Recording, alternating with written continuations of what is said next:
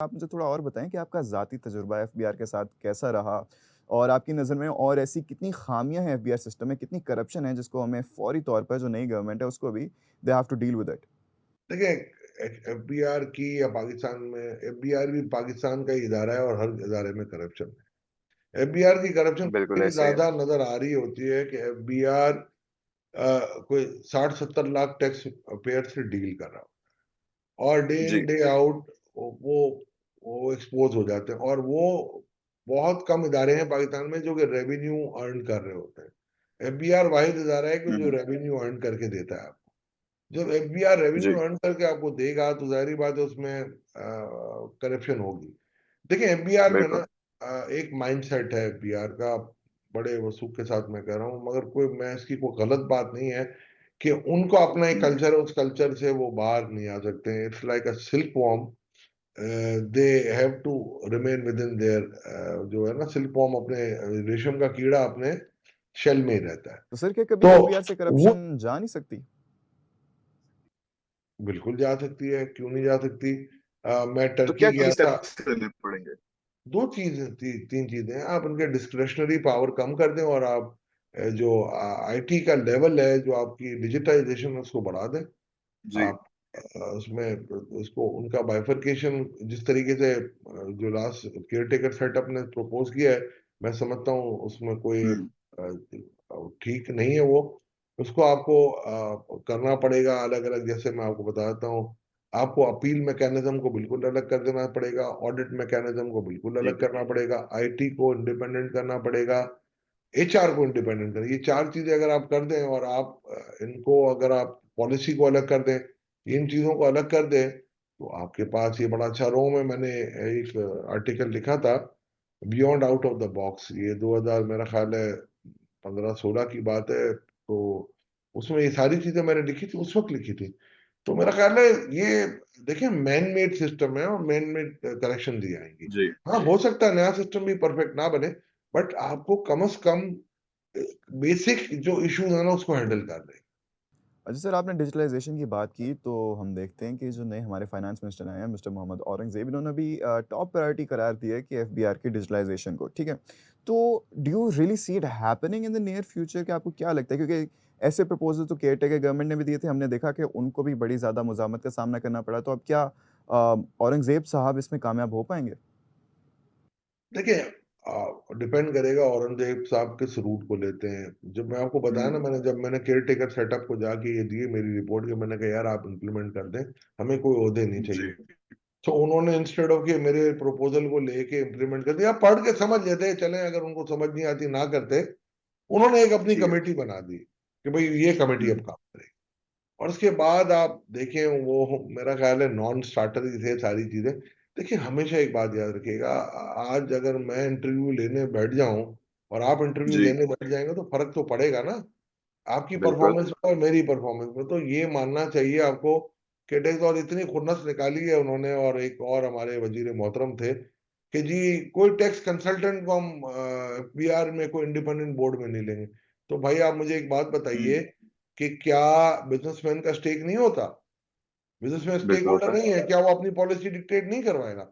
Tax practitioner आप ज़्यादा से ज़्यादा उस पे ये इल्ज़ाम लगा सकोगे कि हाँ, वो आएगा अपने क्लाइंटों को डिफेंड करेगा, ठीक है ना? ठीक। तो आप उसको बजट मेकिंग एक्सरसाइज़ से निकाल दें। मगर आप मुझे ये बात हुँ, बताएँ कि आप फिर बिज़नेस वालों को कैसे लेके आएँगे? उनका तो सबसे बड़ा स्टेक है।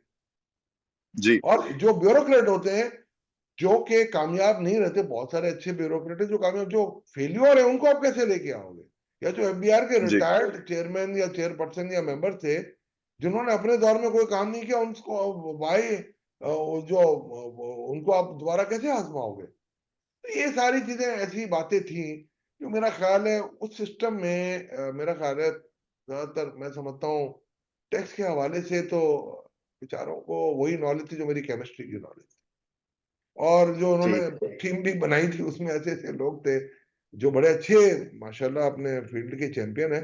और टैक्स के मामले में जब हम आते हैं ना, टैक्स और taxation they are two poles apart, ये समझ ही नहीं आ रही थी उनको। जी, एक कोई साहब थे, वो बहुत लॉन्ग टाइम बैक रिटायर हुए, एक साहब थे वो उससे भी ज़्यादा पुराने रिटायर हुए हैं। तो 1, 2, 3 ऐसे थे जिनको मेरा ख़्याल है मैंने नहीं देखा कि टैक्सेशन के हवाले से कभी कोई इनका कंट्रीब्यूशन रहा। तो मेरा ख्याल है ये जिद बहस नहीं होना चाहिए, कंट्री के लिए काम करना है तो जो बेस्ट इंटरेस्ट में हो वो काम करना चाहिए। सर औरंगज़ेब साहब ने और ये भी कहा कि हमें टैक्स नेट को बढ़ाने की ज़रूरत है। इसमें वो एग्रीकल्चर, रियल एस्टेट और रिटेल सेक्टर को भी लाना चाह रहे हैं। और हम जानते हैं कि इन सेक्टर्स में पॉलिटिकल एफिलिएशंस भी बड़ी ज़्यादा हैं, तो क्या ये करना भी उनके लिए आसान आसान तो बिल्कुल भी नहीं होगा, लेकिन कामयाब हो पाएँगे? फिर से मेरा ये सवाल है। आपको बताया अभी एक बात की कि मैंने पूरा ये ब्लूप्रिंट बना के दिया हुआ है, आरआरएमसी की रिपोर्ट है मेरी, औरंगजेब को भेज चुका हूं मैं। आप उठाएं, अच्छा जी। यूज करें और देख लें, सारी चीजें उसमें मौजूद है, रियल एस्टेट का है। अब जो ये कह रहे हैं कि बिजली के मीटरों पे हम लगा, बिजली के मीटर पे आप कभी जी, टैक्स दे जी। ही नहीं सकते। मिफ्ता इस्माइल ने शुरू की कोशिश की, क्या हुआ, क्या फायदा हुआ? हुँ। और ये वही टीम बैठी हुई है, सिर्फ चेयरमैन चेंज हुए हैं, वही टीम बैठी हुई है जिसने उसमें वो किया। तो वो मेरा ख्याल है उनको पता है कि पिटफॉल्स है। ये सिर्फ आप इस वक्त आप जो है ना पैच जी। वर्क कर रहे हैं।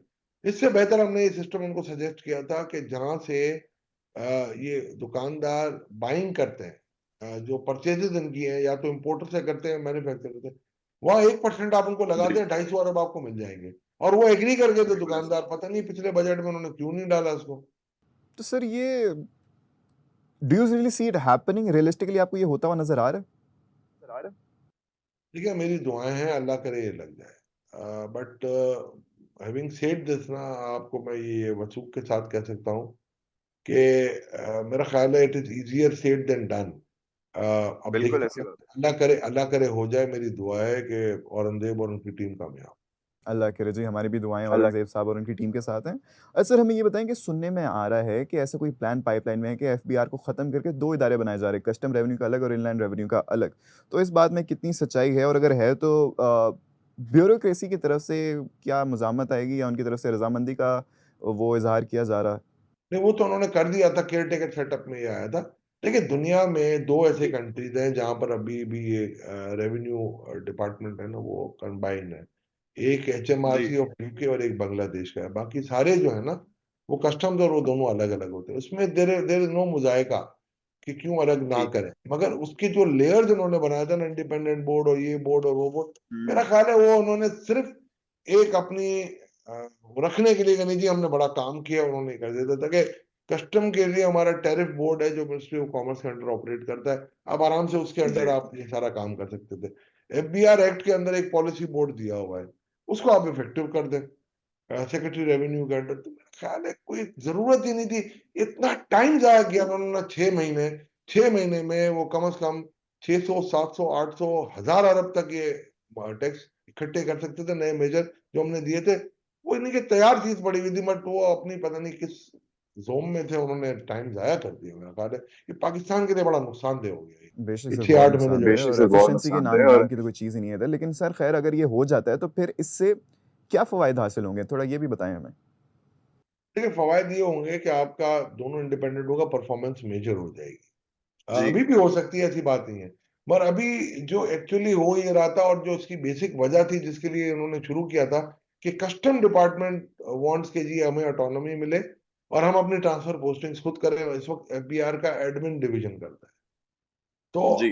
वो तो उनको मिली नहीं, वो भी रेवेन्यू सेक्रेटरी के पास अब चली गई हैं। तो मेरा ख्याल है इनका मकसद हल नहीं होगा, बट हो सकता है फ्यूचर में जाके लेयर्स खत्म हो और हो सकता है शायद कोई इंडिपेंडेंट वे में ये काम कर सके। बट अभी मेरा ख्याल है बाइफरकेशन से भी कोई इतना फायदा नहीं। अच्छा सर आगे बढ़ते हैं। मुझे थोड़ा ये बताइएगा कि reforms and resource mobilization commission के तजावीज़ पर अलम दरामद क्यों नहीं हो सका और कमीशन की फाइंडिंग क्या थी असल में? मैं आपको रिपोर्ट भेज दूंगा, मैंने आपको बताई थी ना। जी। हमने 21 मेजर रेवेन्यू मेजर दिए थे डायरेक्ट टैक्स के। जी। हमने 14 दिए थे ब्रॉडनिंग द टैक्स बेस के, 32 हमने दिए थे सिंप्लीफिकेशन ऑफ लॉ के, और 14 दिए थे, 14 या 16 दिए थे एफबीआर की जो अथॉरिटी है इसको रेस्टलाइज करने की। जी।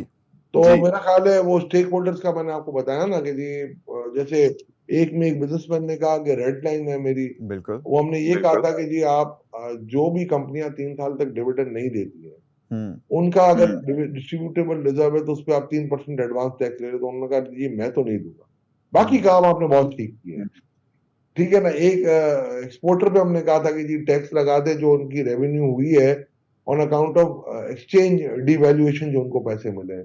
तो एक जी, पाकिस्तान की बहुत बड़ी जी तंजीम है जो हमेशा बड़ी डॉक्यूमेंटेशन की और दाई रही है। तो हमने ये कहा कि जी फिक्स टैक्स से हटा के इनको मिनिमम में ले जाए, तो उन्होंने मुखालफत कर दी कि नहीं जी अभी ना करें, 2 साल बाद कर लीजिएगा। हमने कहा कि जी एग्रीकल्चर टैक्स आप नहीं ले सकते, but hmm, minimum asset tax हम ले सकते हैं। उसका एक तरीका कार हमने वजह किया, तो उसमें भी पॉलिटिकल इश्यूज आ गए। इस किस्म की चीजें थी और बड़ी इनोवेटिव थी, और लीगली काफी इन चैलेंजेस को हमने देख के ठीक ठाक लेवल से सीनियर लोगों से मशवरा करके हमने ये काम किया था, जो कॉन्स्टिट्यूशनल लॉयर थे उनसे भी हमने पूछा। तो सर ये मैं तो नहीं दूँगा को हम मुझे तो देना पड़ेगा में तब्दील क्या कर सकते हैं वाक़ई? ये मेरा आपका नहीं है मसला, ये मसला जो इक़्तिदार के ऐवानों में बैठे हुए उन लोगों का है, जो उनसे उनसियत ज़्यादा रखते हैं और वो कहते हैं नहीं, नहीं जी ये इन्होंने कह दिया तो अभी इसको साइड पे हटा दो। उसकी कीमत हमें 250 से 300 अरब चुकानी पड़ी।